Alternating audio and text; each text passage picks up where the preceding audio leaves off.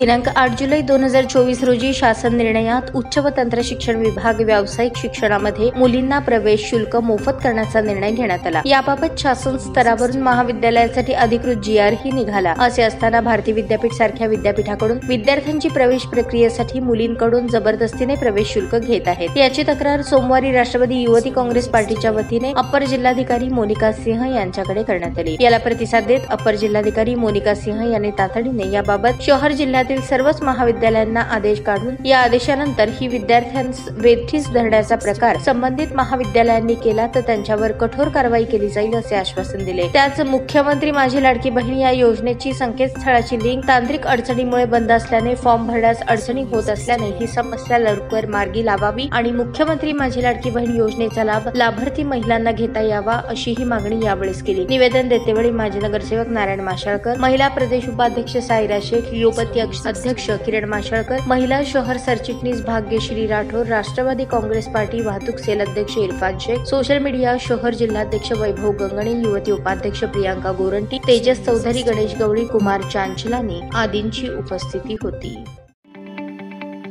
ताज्या बातम्या पाहण्यासाठी प्राईम महाराष्ट्र न्यूज चॅनलला सबस्क्राईब करा।